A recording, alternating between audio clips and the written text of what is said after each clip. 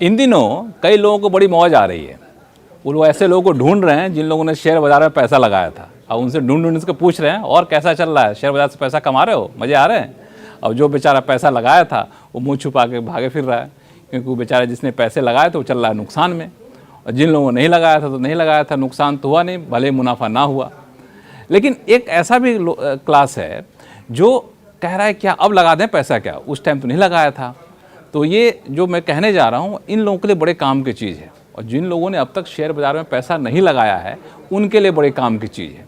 पहले तो बताऊं कि शेयर बाज़ार में पैसा लगाने की बात लोग करते क्यों हैं, ये बड़ा ही सही से सुनिएगा। होता क्या है कि आपके पास पैसा है तो आप क्या करते हैं, पैसा है तो आप फिक्स डिपॉजिट कर लीजिएगा। फिक्स डिपॉजिट में कितना रिटर्न मिलेगा आपको, 6%, 6.5%, बहुत कहीं कोई दे दिया तो 7% के आसपास दे देगा। उसके बाद आप गोल्ड में लगा दिए पैसा, गोल्ड में पैसा डूबता नहीं है, फिक्स डिपॉजिट में पैसा डूबता नहीं है, लेकिन वहाँ पे रिटर्न आपको एक सामान्य रिटर्न मिलता है। लेकिन शेयर बाज़ार एक ऐसी चीज़ है ना जहाँ पे अच्छा खासा रिटर्न मिलता है। अगर समय ने साथ दिया तो कई साल में तो लोग 20-20%, 25% रिटर्न कमाए हैं, लेकिन गिरते पड़ते आप 12-13% रिटर्न आपको मिल जाता है। क्योंकि यहाँ जो पैसा पे रिटर्न मिलता है, मुनाफा कमाते हैं आप, वो मुनाफा शायद कहीं और नहीं मिलता है, इसलिए लोग शेयर बाज़ार में पैसा लगाते हैं। अब जाहिर सी बात है, फ़ायदा जहाँ पे ज़्यादा होगा, रिटर्न जहाँ पे ज़्यादा होगा, मुनाफा जहाँ ज़्यादा होगा, वहाँ जोखिम भी होगा। तो जो लोग थोड़े बहुत भी जोखिम उठाने की हालत में होते हैं ना, वो लोग शेयर बाज़ार में पैसा ज़रूर लगाते हैं। हाँ, एक जो समझदारी भरा काम ये होता है कि सारा पैसा उठा कर शेयर बाज़ार में नहीं लगाते हैं। कोई लगाता है कुछ फिक्स डिपॉजिट में कर दिया, कुछ गोल्ड में कर दिया, कुछ की ज़मीन खरीद ली, कुछ पैसा शेयर बाज़ार में लगा लिया। तो अगर आप लगाने की सोच रहे हैं तो जल्दीबाजी मत करिएगा, क्योंकि रिटर्न अच्छा है तो मामला भी थोड़ा पेचीदा है। पहले समझिए कि आखिर चीज़ें हैं क्या, शेयर बाज़ार चीज़ क्या है, और उसके बाद जब समझ जाएंगे ना तो खुद आप तय करिए कि पैसा लगाना है कि नहीं लगाना है। तो इसीलिए हम पहले आपको ये बेसिक चीज़ें समझाएं कि शेयर बाज़ार चीज़ क्या है, शेयर मार्केट चीज़ क्या है। बहुत पेचीदा नहीं जितना दिखता है, बहुत ही सिंपल सा चीज़ है। जहाँ कारें बिकती हैं उसको कार बाज़ार कहते हैं, जहाँ फर्नीचर बिकता है उसको फर्नीचर बाज़ार कहते हैं, जहाँ शेयर बिकता है उसको शेयर बाज़ार कहते हैं। कुछ इसमें लाग लपेट है नहीं। आप कहेंगे फर्नीचर तो लकड़ी की बन गई, जो कार तो देख लिया, शेयर क्या चीज़ होती है। तो यही बता दूं कि होता क्या है कि कंपनी एक होती है, कंपनी का मालिक एक तो खुद हो गए, तो सारा पैसा हमने खुद लगा लिया, हमने कंपनी खोल ली, कंपनी चला रहे हैं। लेकिन एक कंपनी ये होती है जो खुद मालिक तो होते ही होते हैं, लेकिन कंपनी का हिस्सा लोगों को बांट देते हैं कि कुछ तुम ले लो जी, कुछ तुम ले लो जी। जैसे पहले आप देखते हो ना, एक कंपनी उसमें 4 लोगों को कुछ हिस्सा बांट दिया।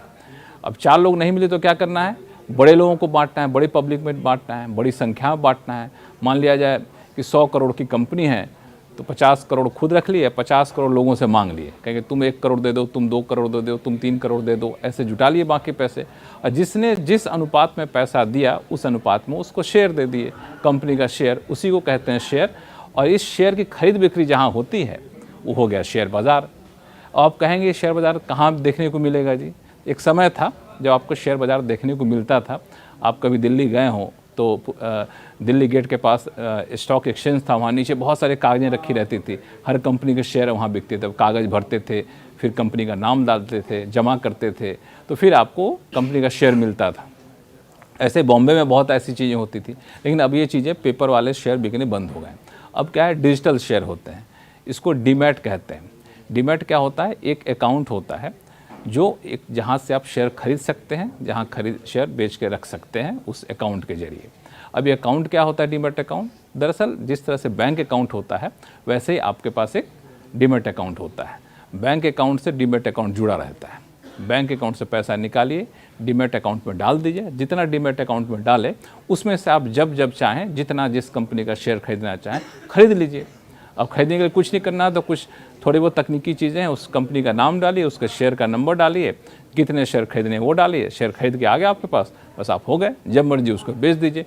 तो इतना ही आसान है जितना आसान आपको बैंक से पैसा निकालना, बैंक से पैसे डालना होता है।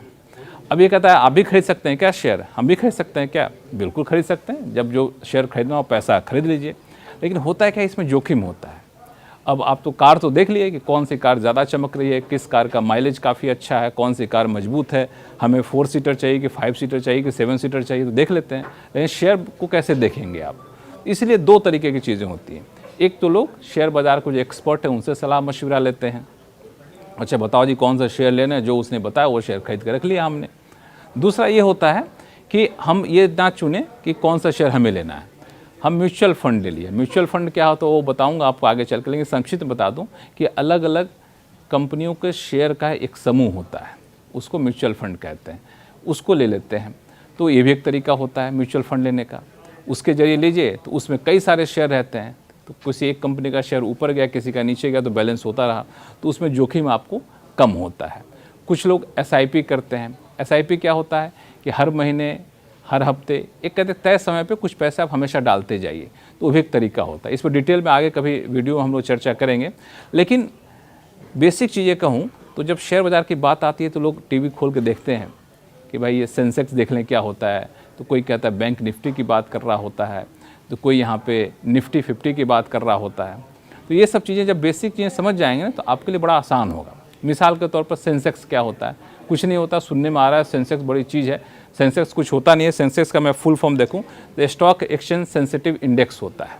ये क्या होता है जी, जितनी सारी कंपनियाँ हैं ना जो शेयर बाज़ार में जिनके शेयर बिकते हैं, उनमें से 30 सबसे बड़ी कंपनी देख ली जाती है। जो सबसे बड़ी कंपनी है, जो कंपनी सबसे ज़्यादा ट्रेड हो रही होती है, जिनका शेयर का लेन देन हो रहा होता है, उन कंपनियों का वेटेज का समूह होता है, जिसको सेंसेक्स कह लेते हैं। जब देखते हैं ना सेंसेक्स 400 पॉइंट ऊपर गया, 1000 पॉइंट नीचे गया, तो यही 30 कंपनी के शेयर ऊपर नीचे होते हैं, तो सेंसेक्स में आपको दिख रहे होते हैं। अब एक आता है कि निफ्टी ऊपर गया जी, निफ्टी नीचे गया, तो कुछ निफ्टी को ऐसी चीज़ नहीं कि ऊपर नीचे वाली चीज़ है, निफ्टी भी ऐसा ही होता है। उसमें निफ्टी 50 होता है, 50 कंपनियों के शेयर होते हैं, 50 कंपनियों के शेयर जैसे ऊपर नीचे जाते हैं उसका नंबर ऊपर नीचे होता है, तो निफ्टी ऊपर गया, निफ्टी नीचे गया, यही कहते हैं। बैंक निफ्टी होते हैं, उसमें 12 बड़े बैंकों के शेयर होते हैं, वो ऊपर गया नीचे गया तो लोग कहते हैं बैंक निफ्टी ऊपर गया, बैंक निफ्टी नीचे गया। इसमें एक और अच्छी चीज़ ये है कि आप किसी एक कंपनी का शेयर खरीद लीजिए या फिर निफ्टी खरीद लीजिए, बैंक निफ्टी खरीद लीजिए, तो इस तरह भी की भी आपको छूट होती है। तो इस समय ये बताने का मुख्य मकसद ये है कि जब शेयर बाज़ार में गिरावट आती है ना, तब एक खरीदारी का बड़ा मौका होता है। हर कोई कहता है जितनी बड़ी गिरावट आई है तो हर एडवाइज़र कह रहे हैं खरीदना चाहिए। अगर आप खरीदना चाहते हैं तो पहला काम जो सर्टिफाइड एडवाइज़र हैं उनसे सलाह लीजिए, व्हाट्सएप से सलाह मत लीजिए, यूट्यूब देख के सलाह मत लीजिए। जो एडवाइज़र हैं, रजिस्टर्ड एडवाइज़र हैं सेबी की तरफ से, उनसे आप सलाह लीजिए और सलाह लेकर के फिर आप पैसा डालना चाहें तो डाल सकते हैं। जो प्रक्रिया आपको मैंने बताई उस प्रक्रिया के तहत पैसा डाल सकते हैं। तो मुझे लगता है बहुत ज़्यादा बुराई नहीं है, जोखिम की आपको मैंने बता ही दिया।